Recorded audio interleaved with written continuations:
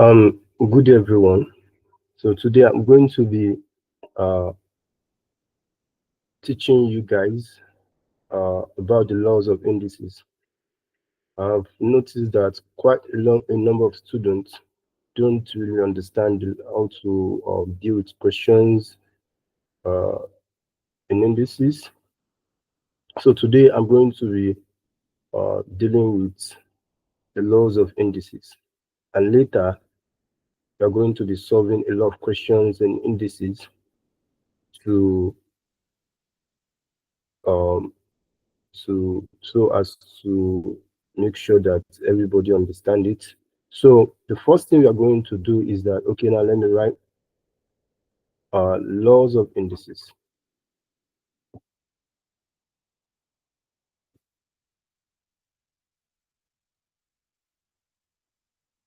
So laws of indices.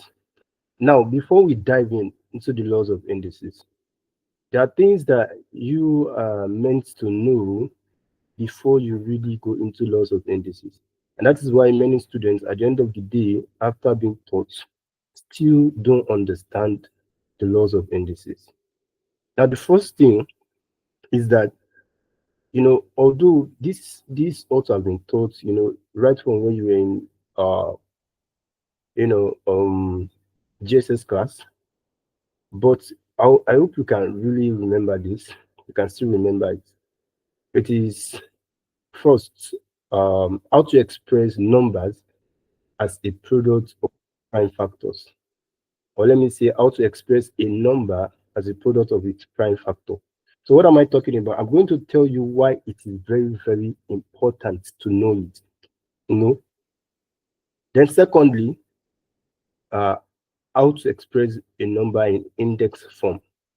So the two are very connected. So the first one, I said before we go into the laws of indices, because we are going to be solving questions on laws of indices, and I want you to really understand everything about the laws of indices as a student, even if you have not been taught before.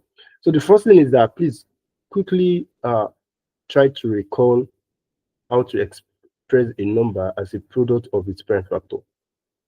So what am I saying? For example, let's say we are to express this number as a product of its prime factor. Let's say we are to express 24, for example, 24 as a product of its prime factor. So let me say express 24 as a product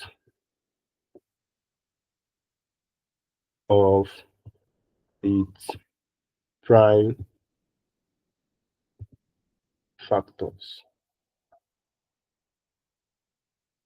So if you are to express a number as a product of its prime factor, of course, that we're going to draw a table like this. We're going to draw a table like this, and we're going to have our 24 here. And I'm very sure that you still know that the numbers that you're going to be using to divide this 24 must be prime numbers. That is, what am I saying? So if I say must be prime numbers, I mean we have two. The prime numbers start from 2. We have 2. After 2 is what? 3. I hope you can still remember. After 3 is what? 5. After 5 is what? 7. After 7 is what? After 7, it is not 9. It is 11. So it is the prime numbers you're going to be using to divide this 24. So, and that is the steps they are going to take when we want to express a number as a product of its prime factor. So now we are going to say, okay, we want to express this 24 as a product of its prime factor. What is the first prime number? Which is the first prime number is actually 2. Can 2 go in this 24? Yes. Of course, any number that ends with even number, you can see that this 24 ends with 4. You understand? So 4 is an even number, so 2 can go in 24. So I'm going to use 2 here. And how many 2 am I going to see in 24? Of course, I used to tell students to make sure that they master the multiplication table. You understand? Because 2 times 12 is 24. So how many 2 will go in 24 is 12. Because 2 times 12 is 24. So 2 in 24 is going to give me what? 12. Do you understand? I'm still going to ask myself, like, can this first prime number, can it still go in this 12? Of course, yes. 2 can go in 12. 2 times 6 is what? 12. So I'm going to use 2 again. I didn't jump to the next prime number because this same prime number can still go in this solve. So I say 2 can still go. So I'm going to use 2. So this is 2 in 12 is going to give me 6. So I'm going to write 6 here. So now the next thing is that can this same prime number, which is the first prime number, can it still go in this number 6? Yes. 2 times 3 is 6. So how many 2 I'm going to see 6 is 3, right? So 2 can go. I'm still going to use 2. So 2 again. 2 in 6 is actually what? 3. You understand? Then I'm not going to ask myself, can this 2 again, can it still go in this 3? Of course, no. 2 cannot go again, right? Good. Because 2 cannot go again, then what are you going to do? You're going to move to the next prime number. Don't just write the next prime number. No, don't write it. Ask yourself first, can this next prime number, which is 3, can it divide this 3? Yes, of course, can. So then you now use 3, like this. So how many 3 are you going to see? In 3 is going to be 1. So meaning that 24 is the same thing as what? We are going to multiply all of these, and that is going to be 24 as a product of its prime factor. So here we are going to say 2 times 2 times 2 times what? 3. Good. That is how to express this 24 as a product of its prime factor. I hope you can remember. You can remember this. Good. Now, when we talk about product of its prime factor, what it simply means is that some people I'm coming.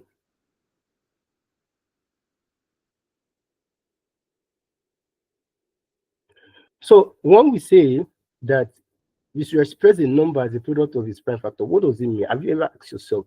It means that let this number, like product means times. To express this number as a product of its prime factor, that is, make sure that the numbers that you multiply together to get this 24 are all prime numbers. So, and this is the step to take to make sure that the numbers are all prime numbers. So 2 times this 2 is a prime number, 2 is a prime number, 2 is a prime number, 3 is a prime number. So when we multiply all of this, it's going to give us 24. Now that is basically how to that is basically how to express 24 as a product of its prime factor. Now, when we now say and express your answer in index form. Now, index form, well, you're going to say this 24 actually is 2 times 2 times 2 times 3, right? So if you want to express your answer in index form, so it's going to be how many 2? Then you count. How many 2 do you have here? 1, 2, 3. So it's going to be 2 raised to the power of 3. Meaning that 2 in 3 places. Can you see? 2 in 3 places. So how many 2 do you have? 1, 2, 3. So that's 2 raised to the power of 3 times 3. How many 3 do you have? Just 1. So 3 raised to the power of 1. Now, putting your numbers like this is actually what we call index. Putting your answer in index form. Do you understand? So this is index form. Okay, now let me give you one more example about index, how to express the number in index form. This is very important to understand the law of indices. And if you don't understand what you're supposed to understand, you will continue not to understand indices, as simple as it is.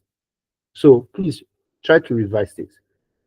This is 24 as a product of its prime factor, but this, your answer, you understand, put it in index form, meaning that the numbers that resemble, look at these 2, we still have 2, 2. So in how many places? 3 places. That's 1, 2, 3. So that's 3 raised to the power of 3 times 3 also is in one place. So 3 raised to the power of 1. Do you understand?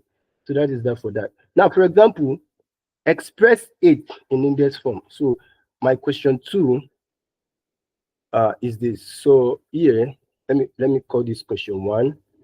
So question 2, express 8 in index form. Now, the thing is this, you want us to express 8 in index form, but please, before you express 8 in index form, it just means that First of all, you have to express 8 as a product of its prime factor. You understand? Break it down. Break it down. So that is going to give us something like this. You're going to draw your table. You know that. So you're going to write your 8. Sorry for that. Okay. So you're going to write your 8. So once you write your 8, then you start asking yourself. Remember, I said, this is something that you also have mastered. So anytime you want to divide using the table like this, we use the prime number. So the first prime number is 2. Can 2 go in 8? Yes, 2 can go in 8. So you're going to write 2. So how many 2 are you going to see in 8? Is going to give us what? 4. So still ask yourself, can 2 still go in 4? Yes, it can. So still use 2 again. 2 in 4 is going to give us 2. So ask yourself again, can 2 still go in 2? Yes, of course. Then you still use 2 again. So 2 here is going to give us 1. Do you understand? So everything has ended. Once you have 1, it has ended. So that means 8 is going to give us 2 times 2 times 2. Remember I said this is expressing this 8 as a product of its prime factor. But the question said you should put 8 in index form, right? So once you have done this like this, do you understand? So it will help you. Then you now see, remember what I said about index form. So this 2 is the only number we have here. So we write 2. Then how many times do we have the 2? 1, 2, 3. So this is 3. Do you understand? So 2 raised to power 3 is the same thing as 8. Do you understand? Now, these are the things that you must understand first, and this is going to make your work very easy. Do you understand? So anytime you see 8, you can write 8, and I can write 2 raised to the power of 3. So we are still saying the same thing. Do you understand? So these are the very simple things. For example, what about 25? So, okay, for example, let's say what about 25? I know that 2 cannot go in 25 because that's the first prime number. This is the first prime number, so it cannot go in 25 because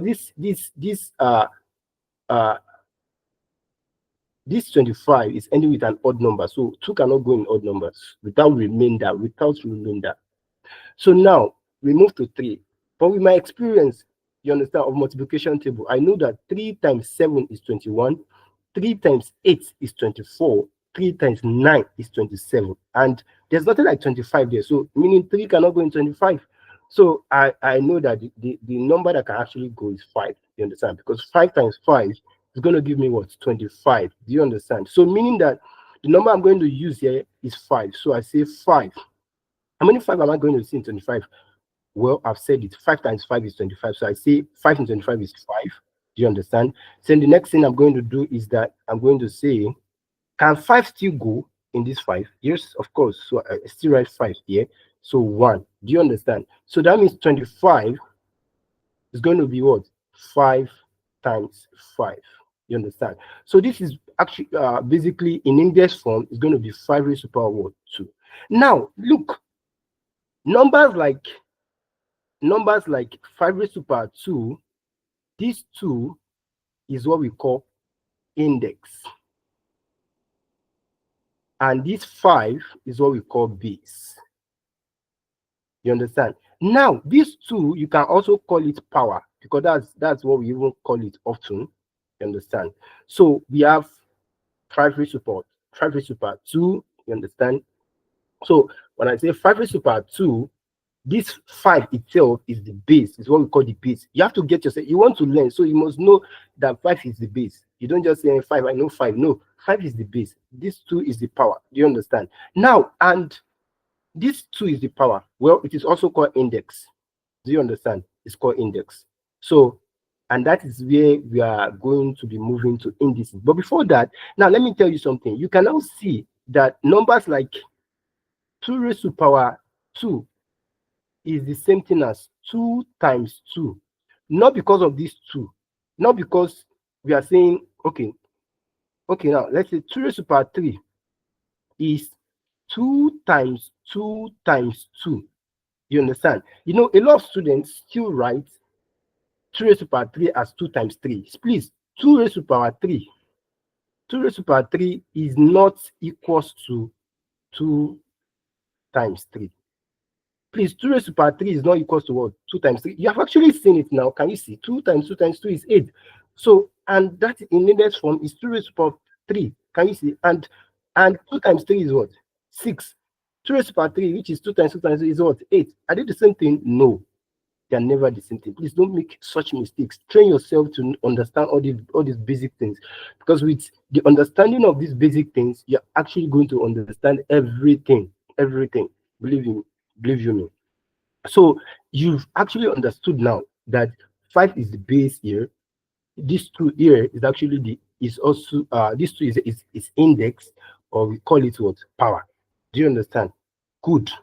Now, um before we finalize this class, because the next class we are going to study laws of indices, haven't understood the basic things that we also understand before we actually start the laws of indices. So we say we have now.